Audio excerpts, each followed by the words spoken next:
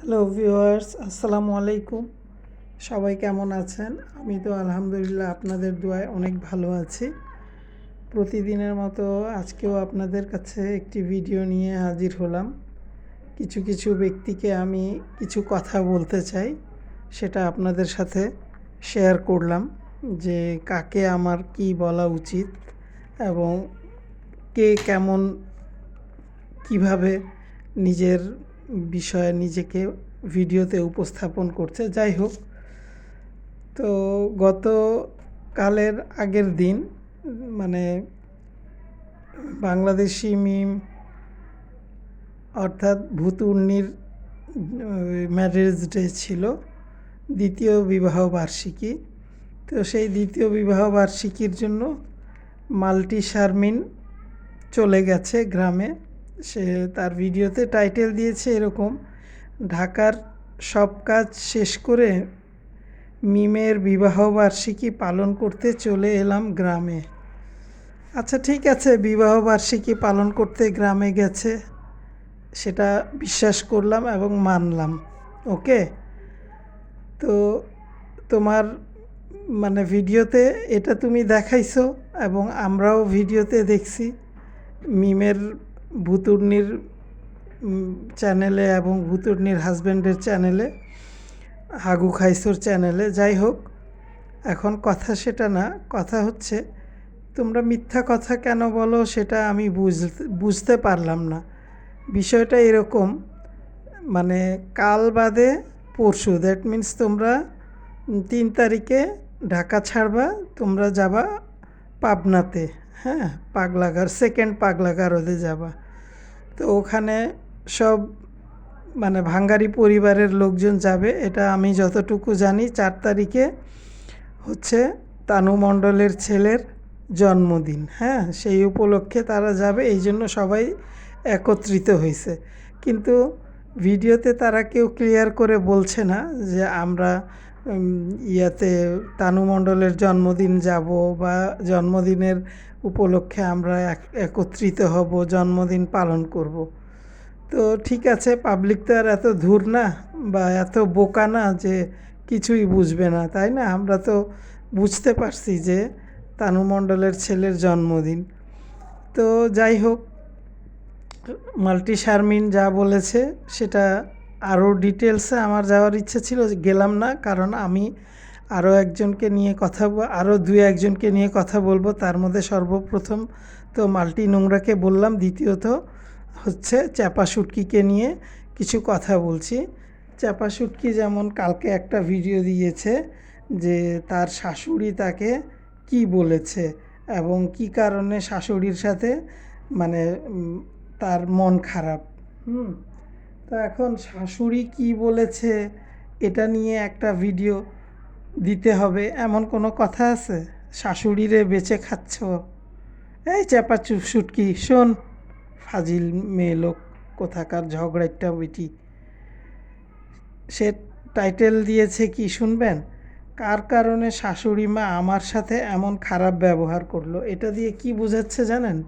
এটা দিয়ে সে বোঝাচ্ছে হয়তো আমার ফ্যামিলির কোনো লোক বা তার যা খুকি, এরা কেউ হয়তো তাকে কোনো খোঁচা দিয়েছে, যার কারণে সে শাশুড়ি মার কাছ থেকে এইরকম ব্যবহারটা পেয়েছে, তাই না? বেশ কিছুদিন তো সে ফোন চালাইছে ঠিকই, তো সেখানে সে তেমন একটা ইনকাম করতে পারে নাই। তো এখন নতুন একটা সাবজেক্ট নিয়ে আসছে যাতে পাবলিক এটা শুনবে এবং শুনে অবশ্যই পাবলিক আমার এটাতে অনেক ভিউ হবে, আমার ইনকাম হবে। অলরেডি তার এই ভিডিওটাতে 12,000 ক্রস করে গেছে, ঠিক আছে? এখন সে বুঝাইতে চাচ্ছে যে আমাকে ভিউয়ার্স কেউ হয়তো কমেন্টস করে তাকে আজে বাজে কথা বলেছে, ঠিক আছে?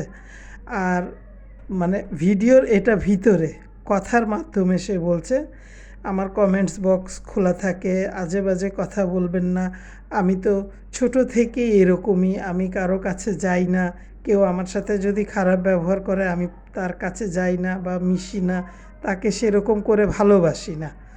আচ্ছা চাপা শুটকি, তোর ভালোবাসা লাগবে কেন? তোরে তো কেউ পছন্দই করে না। এটা তো আমরা এই মিম ভুতুড়ির ভিডিওতেও দেখছি। আর ওই সাগিনুর নিজে যে একটা থার্ড ক্লাস 420 পরকীয়ার রানী, সে তোকে একটু উপরে উপরে ভাবি ভাবি করে, তুই তুই বলে, এগুলাতে তুই গইলে একেবারে একদম আলুর ভর্তা হয়ে যাস। তোকে ইউটিউব জগতের যতটুকু মানুষ মানে যা দেখে ওটাতেই তো তারা বিরক্ত। তো তোর আচার আচরণ কথাবার্তায় প্রত্যেকটা মানুষ বিরক্ত। তুই ভিডিওটা এডিট করছিস, ঠিক আছে, এমন মানে একটা মানে সে এমনভাবে নিজেকে নিজের ফেসটাকে এখানে উপস্থাপন করছে, আপনারা যদি ভিডিওটা দেখেন অবাক হয়ে যাবেন। মনে হচ্ছে কি কোনো ফরেনার মানে সে কথা বলছে। তার মানে ভিডিওতে ফিল্টার দিয়ে প্লাস হচ্ছে ব্রাইটনেস দিয়ে সে কথা বলছে। যাই হোক, এগুলো কোনো বিষয় না। কিন্তু শাশুড়ি মার বিষয়ে তুই যে এই কথাগুলো বললি বা শাশুড়ি মা বলছে, তারপর তো তুই চলে আসলি ভিউয়ার্সদের বিষয়ে। কেন? ভিউয়ার্সরা তোদের দেখে বলেই তো তোদের টাকা ইনকাম হয়, নাইলে ভাত খাইতি কোত্থেকে?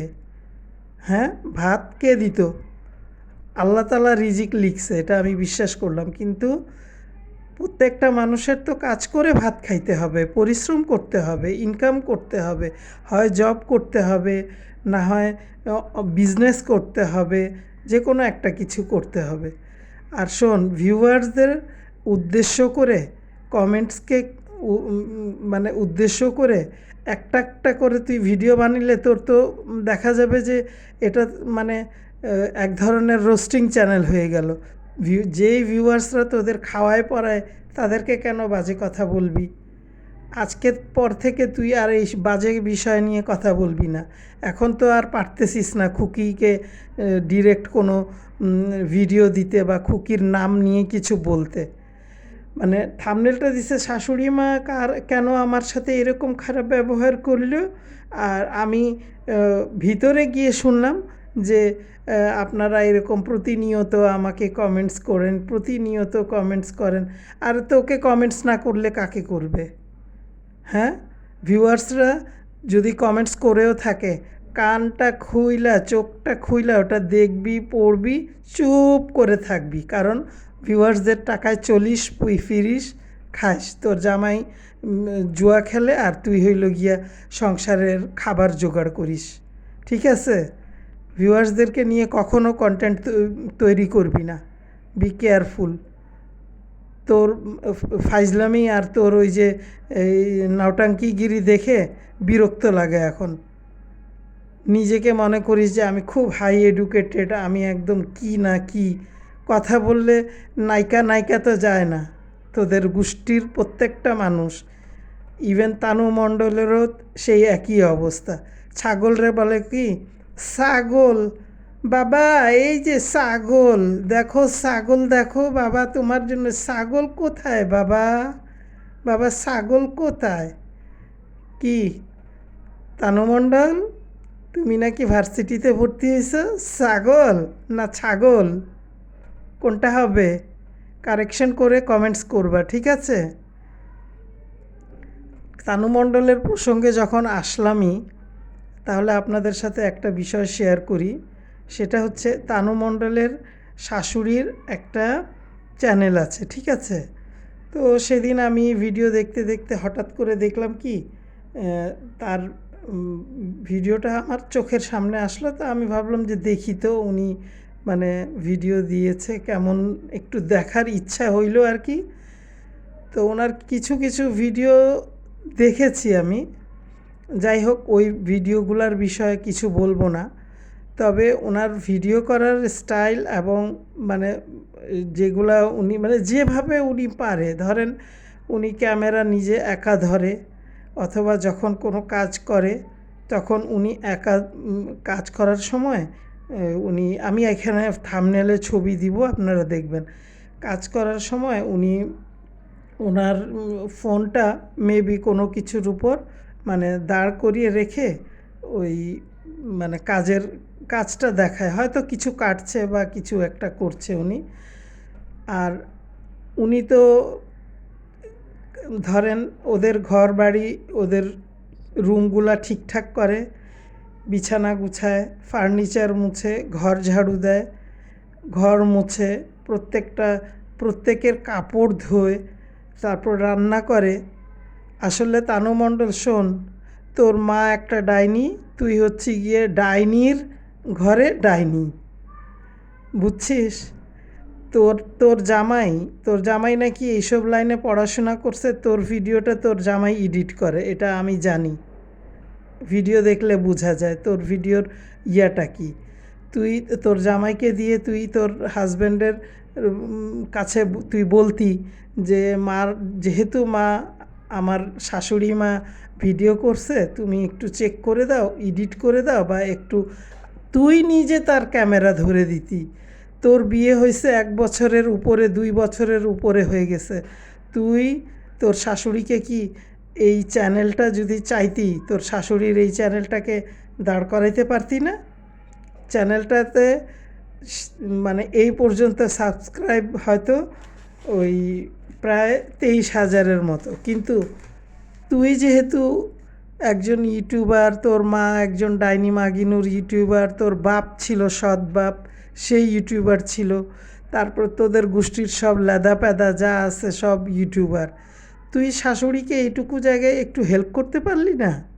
কেমন তুই এত জেলাস কেন? তার থাম্বনেল ঠিক নাই, তার লেখা একটু মাঝে মধ্যে ঠিকঠাক থাকলেও মাঝে মধ্যে ভুলভাল, তারপরে তার ক্যামেরা ধরার ইয়াটা সম্পূর্ণ একা একা যতটুকু পারে উনি করে, এটা যা বুঝলাম আর কি। আর কোন জায়গাটায় এডিট করলে সুন্দর হবে ক্যামেরাটা, বা ফোনটা কোথায় কিভাবে ধরবো, কেন তোর ছেলে কি শুধু সারাক্ষণ ওই কুমড়া পটাশরে নিয়ে তুই ভুড়িয়ালারে নিয়ে কি করিস? হ্যাঁ, শুধু লিচুর বাগানে ঘুরবি আর ছাগল দেখবি? ওই যে বাবা ছাগল, শাশুড়িকে যদি তুই এতটুকু হেল্প করতি, ওই মহিলাটা তো ইউটিউব জগতে মোটামুটি খুব ভালোই ইনকাম করতে পারত, কিন্তু তুই ওটা করবি না। কারণ তোর মা যেমন ছিল না, ওই যে নাজমা বেগমরা যেমন সারাক্ষণ ওই সুইয়ের মতো একটা গুতা মারা কথা বলতো, তুই ওই রকমই। তোরা তো সব মুখোশধারী শয়তান কোথাকার। মানে তুই যেমন এই যে শুকনা বড়ই আছে না, পাইক্কা ঝুনা নারিকেল হয়ে গেছিস না, তোর কথাবার্তা চালচলন সবই ওই রকম। আমরা ভিডিওতে যা দেখি সেটা মানে ওগুলা সব অভিনয় দেখি, ঠিক আছে? এটা হচ্ছে পর্দার আড়ালে। তুই ইচ্ছা করলে তোর শাশুড়িকে হেল্প করতি, আজকে তোর শাশুড়ি এই পর্যায়ে না এসে আরও অনেক উপরের লেভেলে যাইতে পারতো, কিন্তু তুই এবং তোর জামাই কেউ ওই মহিলাটার দিকে, শাবানা বেগমের দিকে তাকাইস না, যেহেতু উনি নিজে একটা ভিডিও করছে, বা নিজে কিভাবে কি হইলো, এডিটিংটা দেখি কেমন হইলো, থাম্বনেলটা উনি কি লিখলো, এই টাইটেলটা কেমন দিল, বা কোন জায়গায় কাটছাট করতে হবে, আমরা এই জায়গায় ওনাকে একটু হেল্প করি। কেন করিস নাই? হ্যাঁ, কেন করিস নাই? কারণ তোর ওটা নেচারে নাই, বুঝলি? তোর ওটা নেচারে নাই। আবার তোর একটা শর্ট ভিডিওতে দেখলাম, লিচু খাবি, লিচুর গাছ খাবি, লিচুর পাতা খাবি, লিচু খাবি, কি বলে একটা শর্ট ভিডিও আপলোড করছিস। তুই পুরা পাবনা শহর তো অলরেডি তোর খাওয়া শেষ, কারণ নাজমা বেগম নাই এখন, ওগুলো তো তুই হাতাবি, কারণ ওটা তোর হাতাইলে তোর তো ঢাকা শহরে যে ফ্ল্যাট কিনছিস সেটা তোর কিস্তি দিতে হবে না, কমপ্লিট করতে হবে না? তো যাই হোক ভিউয়ার্স, আপনারা অবশ্যই এই তানু মণ্ডলের যে বিষয়টা আপনাদের সাথে শেয়ার করলাম, যদি আপনারা কখনো ওনার ভিডিওটা আপনাদের সামনে আসে অবশ্যই দেখবেন, বা দেখলেই বুঝতে পারবেন যে আমার কথার সাথে মিল আছে কি না। কই, আগে তো একটা ছোটা বেটি রাখছিলি, তোর ছেলেটা যখন জন্ম নিল, ওই যে জাম্বু যখন হয়েছে তখন তো একটা ইয়া নিলি, কাজের বেটি, ওই কাঁথা টাথা ধোয়ানোর জন্য। এখন কই? এখন তো নাই, এখন শাশুড়ি হয়েছে শাবানা আপা কাজ করে। ঠিক আছে ভিউয়ার্স, আজকের মতো এইখানেই, পরে কথা হবে। আল্লাহ হাফেজ, আসসালামু আলাইকুম।